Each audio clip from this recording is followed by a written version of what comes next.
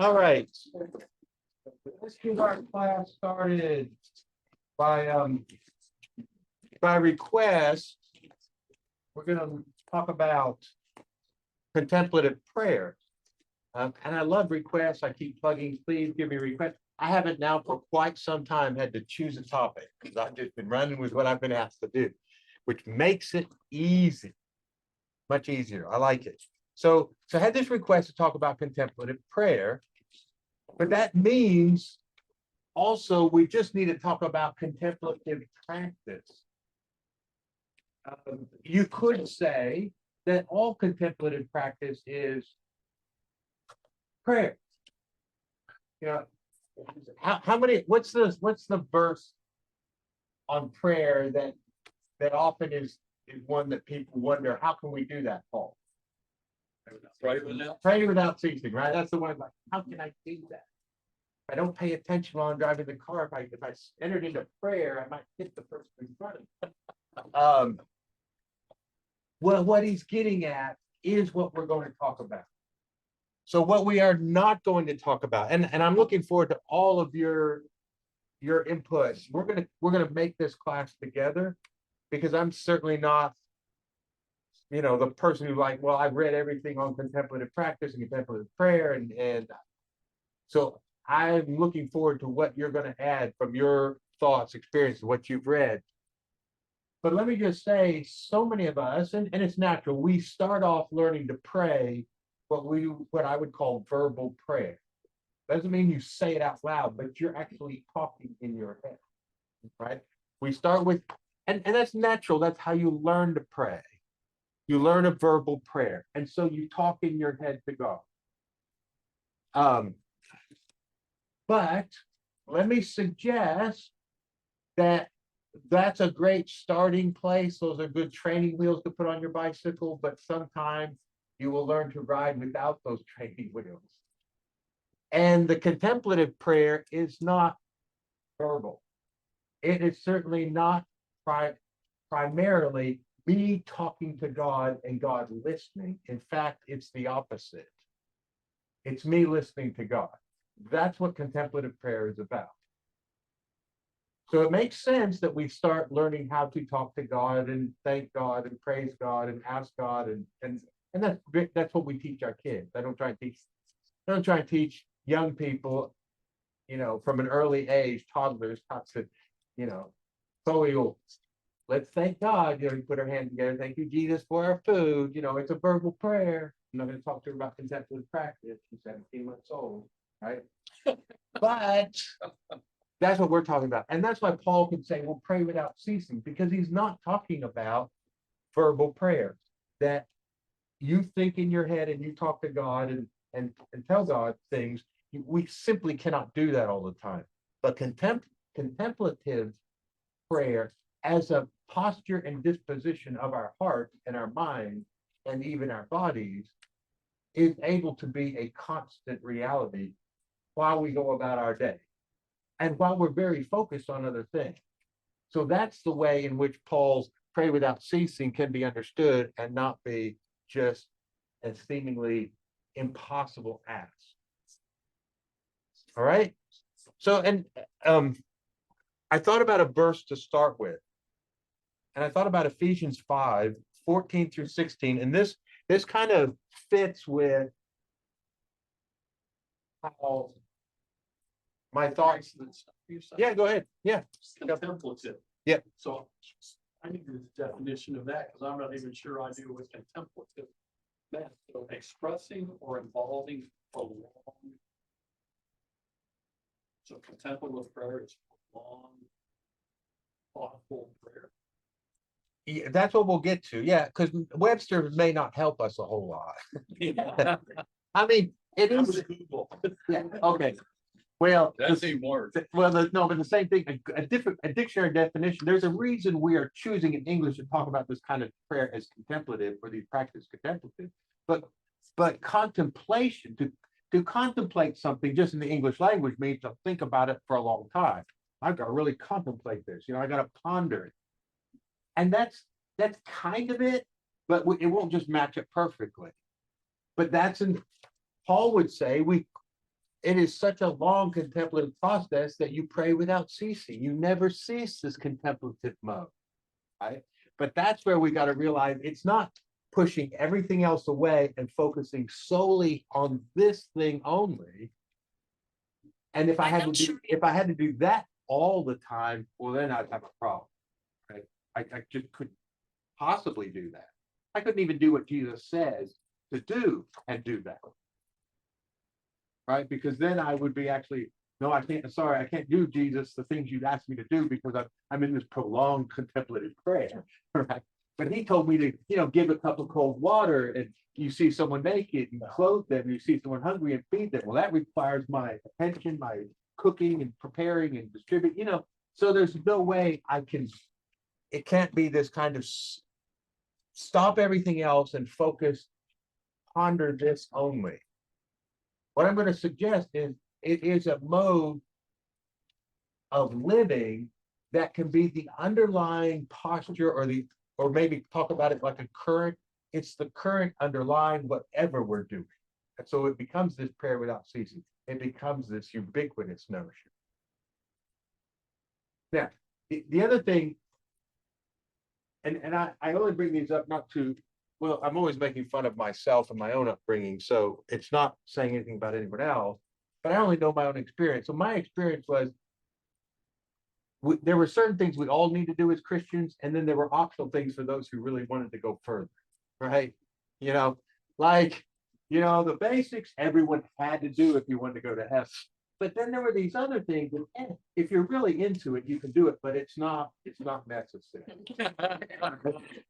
And anything like contemplative prayer, centering prayer, these kinds of things would be, well, those are for the people who really into this religious stuff, but don't expect that to be necessary. That I would say is not an accurate way to think about it. None of it's, necessary in the sense of, do I have to do this to be saved? If you go up here, you always ask the question, is this a salvation issue? We're always asking that question. When something was brought up, is this a salvation issue? Basically, do I have to do it or is it just optional? Right. And I've said this way, Chris Lowry reminds me, it was on a Wednesday night, we were the first few months of existence, and I got up and declared there are no salvation issues. I wanted to get us out of that mode of thinking of saying, yeah, but if we do this, is this a salvation issue? Stop thinking that way. That butchered our Sunday night. Yeah. Yeah. Downhill slide. At that moment, attendance went out the window, right? Do I have to attend? Or just, so. That wasn't bound in heaven. Yeah. Exactly. Wasn't bound to heaven. But I'll stand by that. There are no salvation issues. If we're thinking like that, we're not even thinking correctly. It's not like, what's the basic minimum that I have to do, and what are the things that, well, nice if you want to, but I don't have to. What's the purpose of contemplation is, I don't know how you keep your head on spiritually in this world. And I'm not talking about just this time. It would have been true 500 years ago. It would have been true 1,000 years ago. You can't keep your head on straight spiritually and maintain love, joy, peace, patience, kindness, goodness, gentleness, self-control. You can't do these kinds of things without some sort of contemplative practice, because the world will absolutely demand that you be angry, bitter, that you feel victimized, that you hate your enemy. I mean, it's constantly trying to get you to live a different way. And I'm not blaming the world, it just is that way. So the only way to somehow maintain a different mode of life is through this long contemplation of a different way, right? So it is discipleship. It's not discipleship only for those who want to go the extra mile. This is basic discipleship. And you will reap what you sow. Can I use that biblical one? Is that the same as the practice of the presence of God? It is all enveloped. Yes, we're talking about contemplation. We're talking. So thank you. So if you read like Brother Lawrence's, practicing the presence of God. That's key. That's about contemplation. That's about keeping in mind the reality of God and God's presence, no matter what he was doing. Right. So it is another aspect of practicing this contemplation, right? Yes. Okay, so, the way I think of it is my foundation verse is in him we live and move and have our being. Yeah. That is my foundation verse. And so God is the soup. And I'm that little piece of carrot floating around in there. This is, to me, this is staying in the God soup. You know, I love mine, once it goes with it, is be still and know. Yeah, be still and know that I am God, right? Yeah, that's what we're talking about, right? So contemplation will bring us to an understanding of ourselves and an understanding of God and keep us there so that if you're like me, I'll get wrapped up in other things and then I'll find, lo and behold, massive amounts of times have gone by and I haven't given one thought to anything spiritual or of God or of the reality of myself. And I start thinking of myself in the terms of how the world thinks of me or what I'm trying to project to the world. Right? So I start thinking of this false self. I have to show myself competent, you know. Don't let them see my mistakes, you know, lest they think less of me, right? I get caught up in all of that self-understanding and perception of the world that has nothing to do with love, joy, peace, patience, kindness, goodness, just general self-control, hope, right? That goes out the window when I get caught up in that way. Contemplative practice keeps me grounded, reminding me who I am and who God is, the presence of God. So be still and know that I am God is always this kind of rhythm of, but remember, God is God. And this is just this, right? Whatever this is at the moment that seems so important, that seems to have me wrapped around the axle, that seems to have my anxiety through the roof. But be still and know that I am God. Just stop for a moment and gain perspective. So, like Edwin is saying, so just remember, in him I live and move out and have my being. Okay. That's, if I can keep thinking that, then everything I'm doing is occurring within the reality of God. I would say living is the work of the God the Son, who is life. Moving is the work of God the Spirit, who moves us. And having being is the work of the Father, who is the source of all. He is, we think of God in these ways. When we think of the Spirit as, we think of the Father as God over us, the Son as God with us, the Spirit is God in us. I'm not saying that there's vast differences between the Father, Son, and Spirit. Somehow they're not one God or anything. But these are all ways in which we have come to think of the various ways in which God works and kind of are descriptive of that, right? But I'm not separating God. But I think those, that verse that comes from Paul, that he's talking to the philosophers in Athens, in him we live and move and have our being. And remember, who's he saying that to? Christians? Oh, they're Greek philosophers, some of them Stoics, some of them Epicureans, some of them Platonists. And he says, in him, we. He doesn't mean just me and my companions who are Christians. No, he means we, you guys, me, all of us. We are living, moving, having our being God. And what's he trying to do? He's trying to wake them up to that reality. Right? So in today's service, there was some wake up kind of analogies, right? That Chuck had woven in, which is always kind of, I find it intriguing how these things run together. So here's the verse I picked, not knowing what Chuck was going to prepare, was Ephesians 5, verse 14 through 16, which I thought was a good verse, of which you could choose anything, but I thought this is kind of a contemplative verse. It's a little paradoxical. It's very metaphorical. It's not real clear cut, right? Ephesians 5, 14 through 16. Paul says, for this reason, it says, he's quoting scripture, all the scripture he has is Old Testament, right? That's the only scripture he has, right? Yeah. He says, for this reason, it says, awake, sleeper. How interesting that a week ago I chose this verse and it seems to have kind of run through the morning. Oh, well. And I didn't think about it when I chose the video that Chuck wanted. I think that was on Friday. So all these things run together.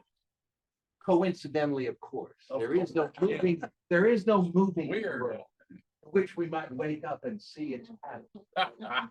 No, there's only dumb luck. Yeah.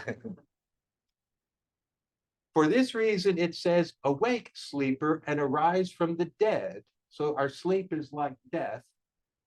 So unaware are we, right? And Christ will shine on you. Therefore, be careful how you walk, not as unwise people, but as wise, making the most of your time because the days are evil. So I think this to me captures what contemplative practice is about. It's waking up to the reality of Christ shining on us, awaking from our deadness, our being dead to these spiritual realities. Awake, open our eyes, see and know what's going on. And then you can walk as someone who's wise in a world fraught with trouble. You don't walk in the world condemning all their troubles, right? No, you avoid troubles, you try and rescue others from them. It doesn't mean you go around, regaling all the troubles, right? At least that's not my understanding of being a person of peace, is calling everything out. But I thought this verse is good because I think this is to me the effect of a contemplative life. It is awaking from death, from deadness. It is Christ shining on us now in the light of Christ, seeing everything differently, and now having a kind of wisdom of how to navigate a world full of troubles. And the world is full of troubles, right? It always has been. It was for Jesus. His world was full of trouble. Right? I don't think it's any worse today. I don't think it's any better. I'm not a nostalgic person who thinks, well, 50 years ago, it wasn't this bad. No, it's always been full of trouble. It's just don't make it work. Right. All right. Thoughts, comments about contemplative practice so far, or what isn't clear, or Two things. It sort of acknowledges our affinity, and if we have, there is some intentionality that you have to, something like intentionality for that. And then maybe the word that you used early is the whole idea of posture. Because words like posture, activity, those type of things, it's really hard to put some of that in words, but it really is a posture. Yeah. Yeah. Because it's too easy for me to make contemplative prayer to be some kind of Jedi mind stuff. Right. And then it becomes for the few and the elite and those really into it. That's Right. esoteric. Yeah. And I want to make it very, very accessible. Like, because I remember reading it. We're reading some book by Richard Rohr where he's talking about contemplative prayer. And what he was talking about, what he practices, my conclusion was, I'm not a contemplative. If I had to do what he does, his practice, I am not that. I can't, that's just not me. Right. But here's the genius is, while that is what he as, Richard Rohr does, it's not like, oh, everyone has to do that. You can find what is for you contemplative practice. Contemplative practice is bigger than simply a certain kind of mode of prayer and what revolves around it. You may garden. You may love working in your garden. And that can really be contemplative practice, no doubt about it.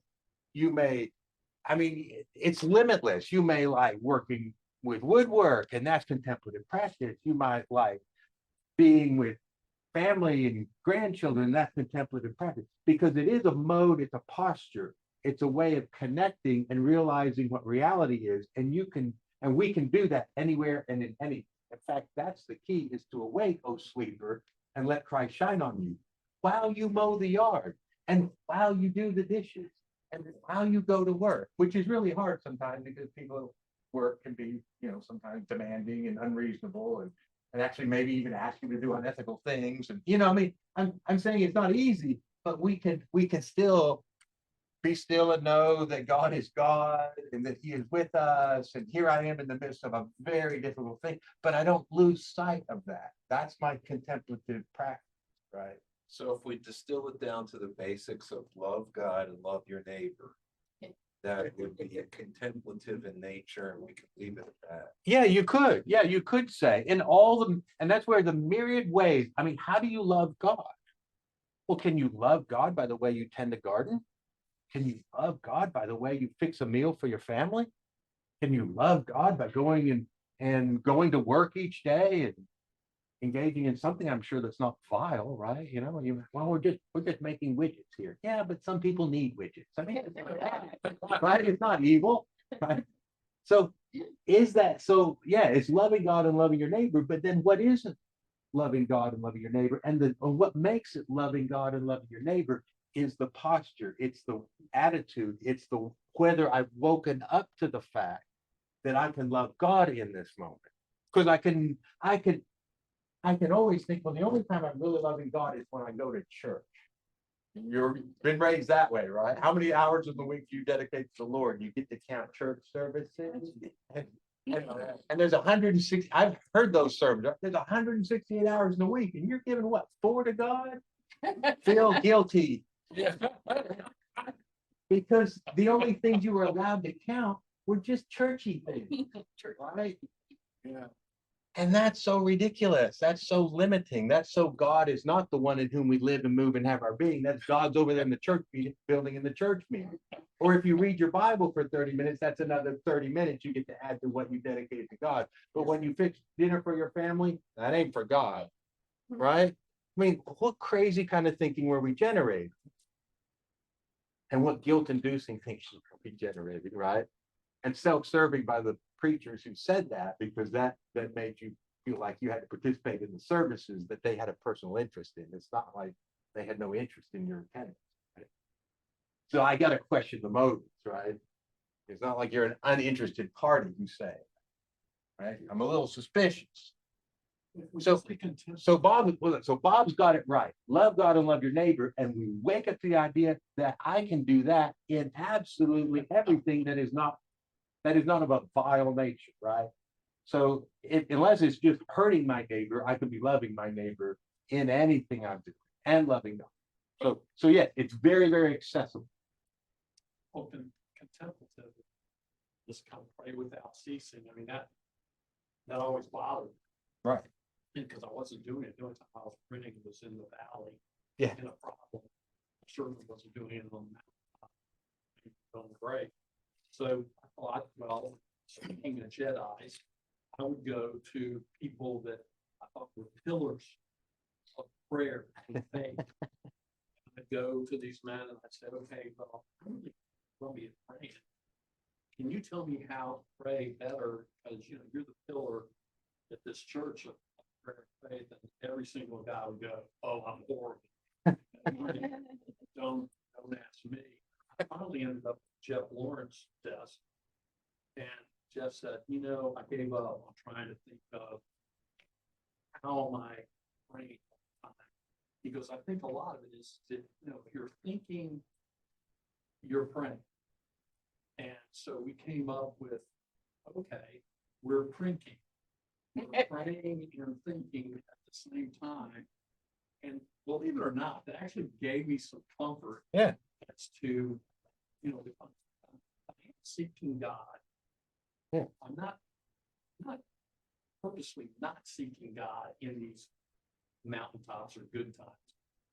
But drinking might be, the best way I could do it because I'm not sitting there reciting the Lord's Prayer, which is generally. Yeah. Yeah, go ahead. For me, I love what Bob said about love God, love Him. I use it all the time when I'm trying to explain things. But a lot of times I don't see the fellow man and the needs because I'm paying too much attention to the latest shiny thing or the latest urgent thing. And in my mind, I have to make space. Yeah. Push back against these things. Yeah. So we are going to talk about contemplative practices, because to Ken's point, there has to be some intention to deliberate things that we do. And there are specific practices that can develop in me the posture. I can't just say, well, I'm going to have the posture. It doesn't kind of work that way because I'm so, well, you said it well, there's shiny things that capture my attention, and I'm worried about, what people think of me and all these things. And that'll push out the posture of awareness of God. And I can't just by force of will say, I want to be aware of God and then go about my day as I've always been doing it, which will still fill me up with all this distraction. So here's the fine line I'm walking. I'm not defining the contemplative life as only the practices and when you're engaged in them. But I am saying there has to be, for each of us, some be still and know that I am God sort of practices, which can take lots of forms. And that's where I am building and generating this overall sense, which then becomes the constant posture. I mean, constant, well, it ebbs and flows, but a more kind of stable basis from which I'm living. But it is fed by specific practice, right? You can't just say, oh, I want to be contemplative, never make any effort at any contemplative practices, and somehow you become that. It's not how it works, right?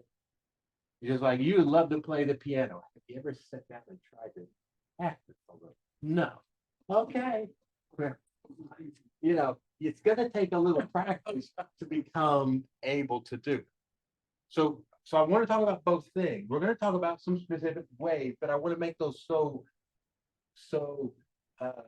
broad and diverse that you can find something that works for you. You don't have to read Richard Rohr and say, well, he spends an hour in prayer every morning before he begins his day, so he can get to yes and away from no.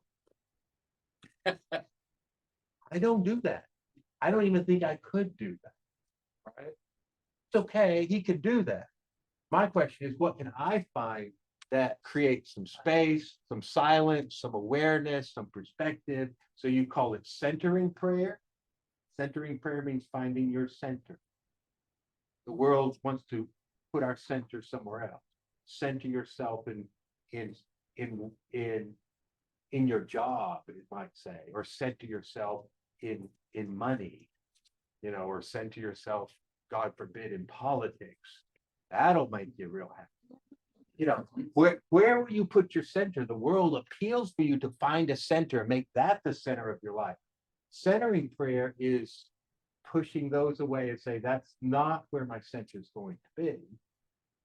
And then from a new center, I will both do my job and engage in my life and even be aware of what's going on in politics. So maybe stay far enough away not to get sucked into it in a despairing sort of let's cut out risk, right?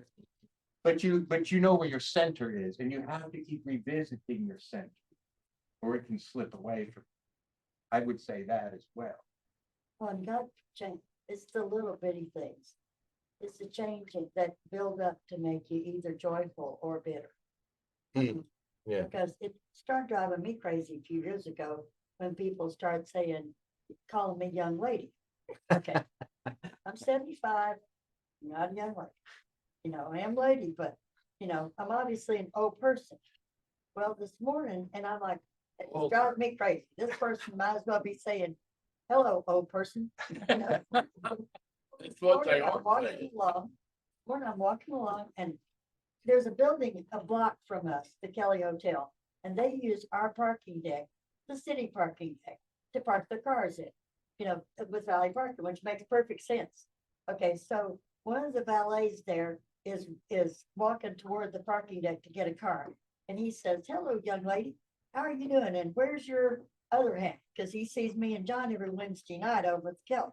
Okay, and I said, well, he's not up yet. I said, I have to get up and walk while he's still sleeping, because I have to do it before I wake up, and then I find myself 2 miles from home and I walk back. But anyway, I thought, okay, he is saying to me, not old person, he is saying, you may be old, but you're doing something that's young. It changed my perspective. When people are saying that to me, they're saying, You may be old, but you're doing something that young people would do. God changes your perspective like that, and little bitty things that makes you more joyful and not aggravated. Not irked by the statement, but more like, okay, yeah, there's some good intention. Yeah, there's some good intentions. This person's not trying to be involved. Without me. You look younger without talking. All right, so, so on these lines, again, it was interesting that, a week or two ago, Richard Gordon's daily emails had some emails about contemplative practice, and I thought, well, that's great, because I'm just gonna start off using one of these. And this isn't him, this is James Finley, who also, is there at the center of action and contemplation. It's in the name, folks, action and contemplation. They don't believe that contemplation is devoid of action. In fact, they think action comes first, then contemplation, right? You sit and ponder what it is you're doing. You don't sit and ponder and do nothing, right? That's hardly the spiritual life. You reflect on, you contemplate about the action of that you're engaged in the world, right? And you find the meaning, purpose. But anyway, so here's some things. So I'm going to read you part of this because he's supporting what I say, right? And I like that. So for people looking to nurture a contemplative way of life, James Finley counsels, find your contemplative practice and practice it. Right? Find it and then practice it. So now here's what he actually said. A contemplative practice is any act habitually entered into with your whole heart. I wouldn't get intimidated by whole heart, because someone like me then think whole heart. And then I think I didn't do this with my whole heart. Yeah, right. I was annoyed as a teenager when someone would say, well, did you do your best? Because I would think, no. I could have always spent a little more time, put a little more effort. I might have studied for 2 weeks for that test. I could have studied for another 2 days beyond, I mean, when someone said, did you do your best? I never felt like I could say, yes, I did. I always felt like, well, no, I stopped at 8. I could have done more. So I tend to read this and go, whole heart, oh, I can't do that. So don't get intimidated by whole heart. I think it just means more than a half-hearted attempt. What we mean is, you just can't just kind of like mail it in and think this is going to be good. You're going to have to, you're going to have to. More than the mustard seed? No, because now we're talking about faith. It has to be a genuine attempt. I can't just kind of like, give it a little bit of attention. It won't happen. If I don't, again, if you give a little attention to practicing the piano, every few days, I might just kind of tinkle, go through a scale. You're never going to end up, you're going to have to put more effort in that, right? I think that's kind of the thing. So don't get intimidated by that. Habitually entered in with your whole heart as a way of awakening, deepening, and sustaining a contemplative experience of the inherent holiness of the present moment. The inherent holiness of the present moment.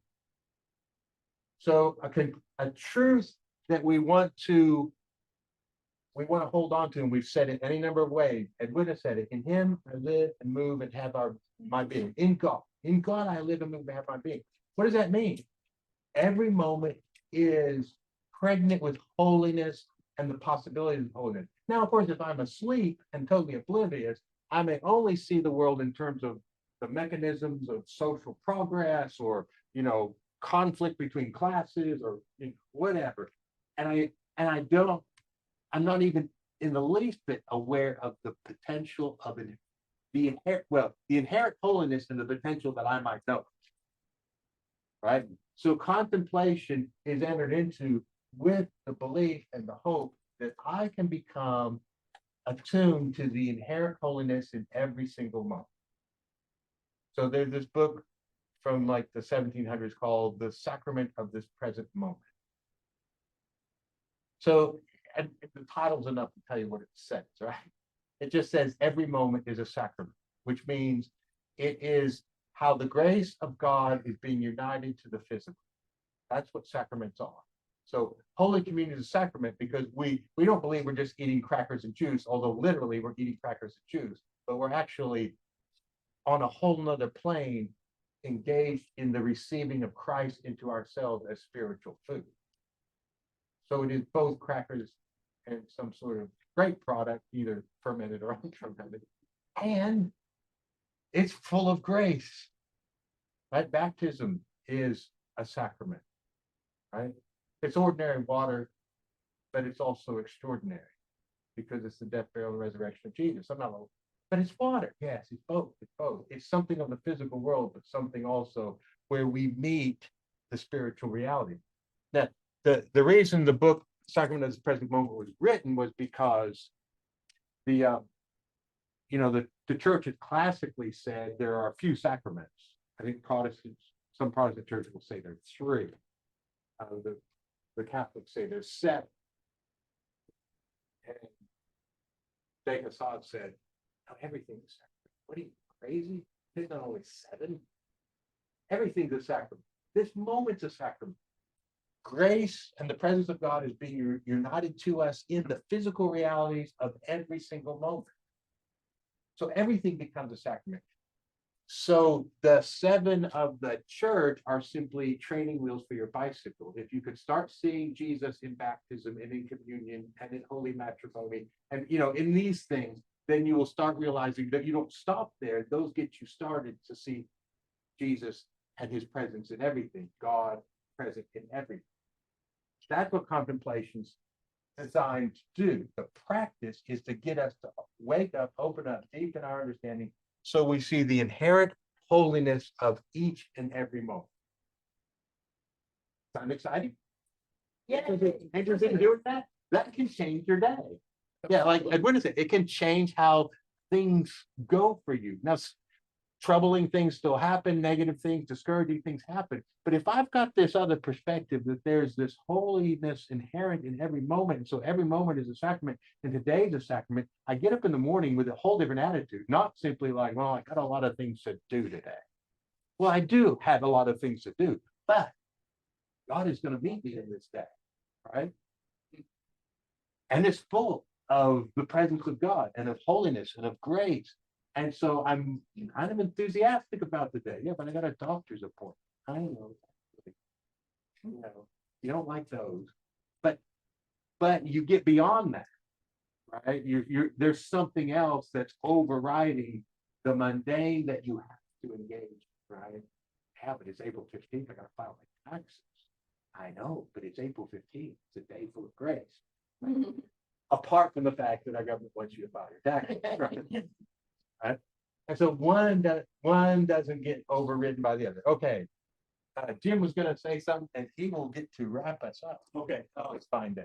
it might have been the same week as the devotional you quoted from, where Rohr said when he wrapped up his devotional, you can't get there, but you can be there. Ooh. Now, see, I'm glad you remembered that, because I always read him, but I didn't remember that. You can't get there, but you can be. It's, well, just what you do Yes. instead of what you tune to. Yeah. Yeah. So yeah, and yeah, I'm sure that as we go through this together, all of you sharing those kinds of things that have resonated with you. That's what I want to hang on to. You can't get there, but you can be there. Yeah. Yeah. So this is kind of an introduction to what we want to talk about as a contemplative, as a way of life, being a contemplative practice as your intentional engagement, which you have to do so that it becomes a way of life. But also saying, and it's not the rarefied air of people who devote 6 hours a day to prayer or something. That's not what we're talking about. And I'll read on with Finley, but he'll start throwing out examples, very, very ordinary things that you could do that could be your contemplative practice. Because it's where you find joy. It's where you find an indication of God's presence. And you find it there, and that's a good sign that can be a place of contemplative centering space for you.